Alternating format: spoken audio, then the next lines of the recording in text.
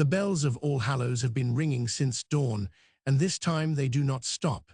You count the tolls, one for each dead soul, and lose track at 40. It is October 1348, and death has learned your street's name. You are 19, apprenticed to a cordwainer on a lane off Cheapside so narrow that neighbors can shake hands across their upper windows. This morning you press your face to the shutters and watch a priest hurry past, carrying the host to another dying house. The rumors came first. Back in summer, a pestilence in Dorset carried off a ship from the sea. Londoners laughed then. Plagues belong to foreign ports, they said, not to the greatest city in England. But the wool traders stopped laughing in September when Bristol went silent. Now the roads bring wagons of the frightened instead of grain, and every stranger's cough turns heads at the market. Your master, Walter, says God is punishing pride. His wife, Agnes, says nothing at all. She only buys more candles and prays to Saint Roch until her knees bruise on the workshop floor. It begins 3 doors down, at the house of Roger, the fishmonger. First his servant boy, then Roger himself, both burning with fever inside a single day. You hear him screaming through the wall at night. In the morning, you see what the sickness does. Roger's daughter shows the neighbors her father's neck, swellings the size of eggs, black and hard, at the throat and under the arm. The physicians call them buboes. The street calls them death's seal. The parish priest anoints Roger through the doorway, too afraid to step inside. Within 4 days, all 7 souls in that house are dead. The sexton nails the door shut with the bodies still warm. You stop going to the market. Agnes burns rosemary and juniper in every room, because the learned men say the plague rides on corrupted air, a miasma seeping up from the river and the grave. A physician visits the alderman across the lane, wearing a waxed robe and pressing vinegar-soaked cloth to his nose.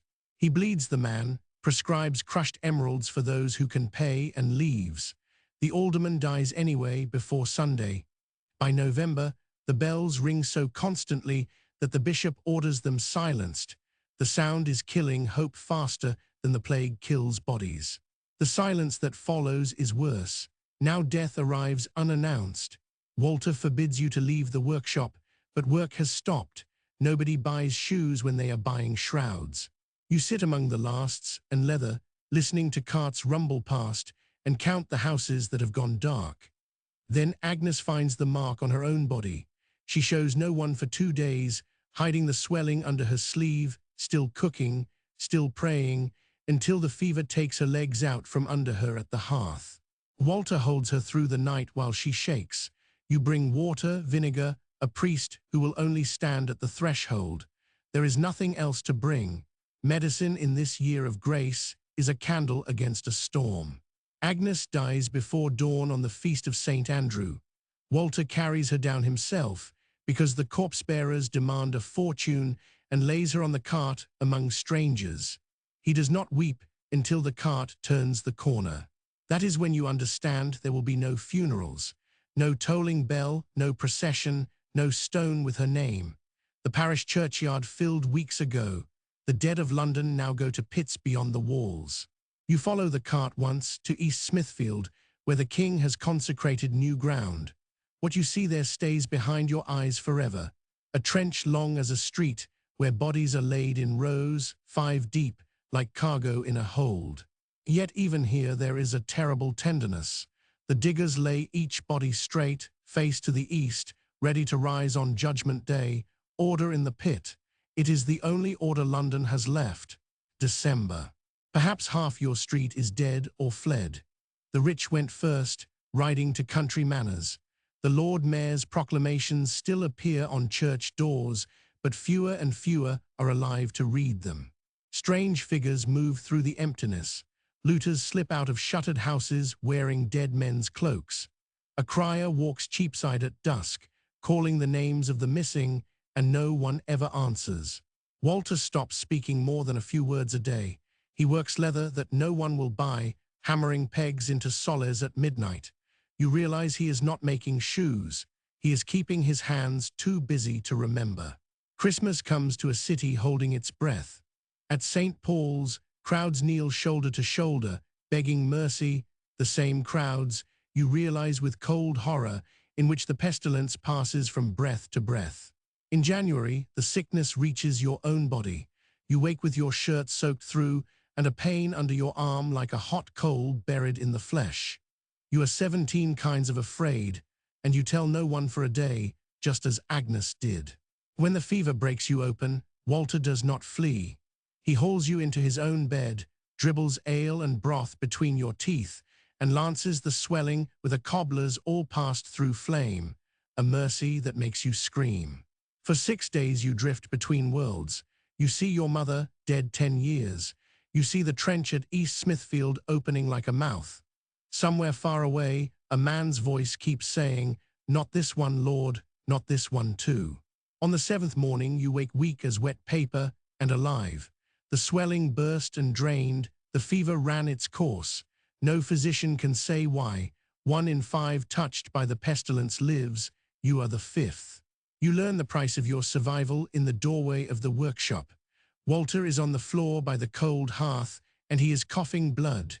This is the other plague, the faster one, the kind that lives in the lungs.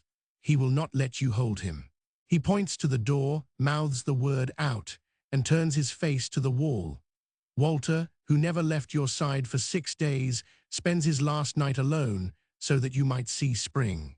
You bury your master in February, or rather, you watch the cart take him, press a coin into the bearer's glove, and beg him to lay Walter straight, face east. The man nods. Perhaps he even does it. The workshop is yours now, by default, by silence, by the absence of any living soul to claim it. 19 years old, sole heir to a dead man's tools and a dead street.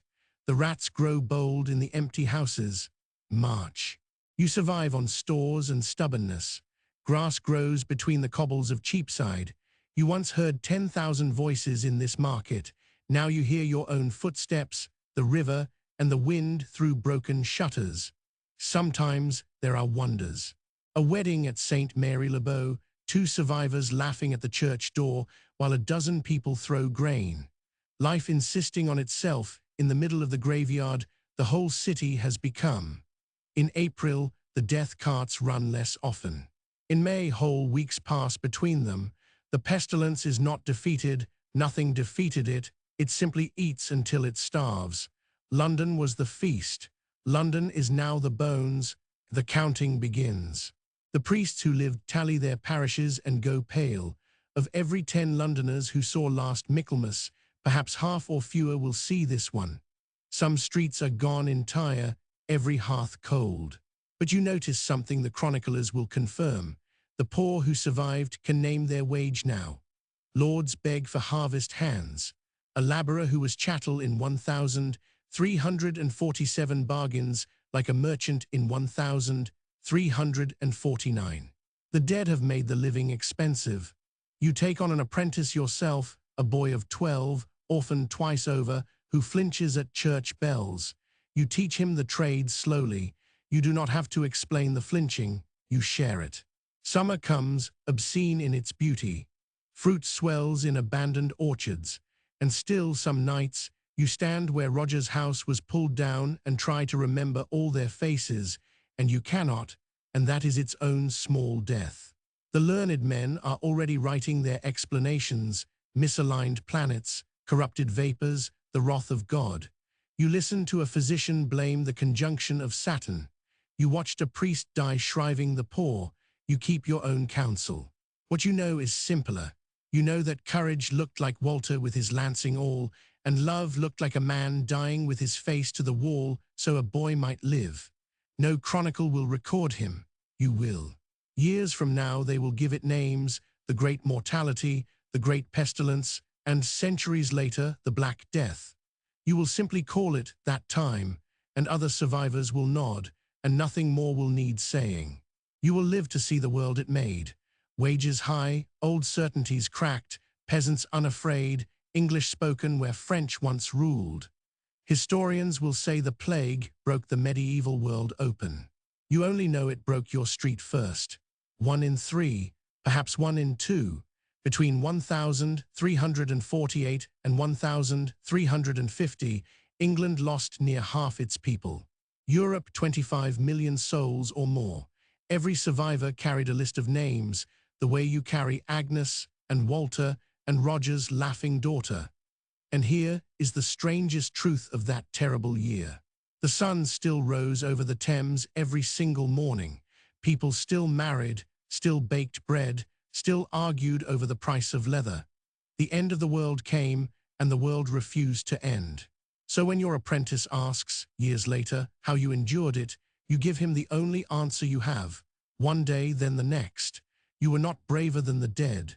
You were only, unaccountably, still here, and being here is its own commandment. Live.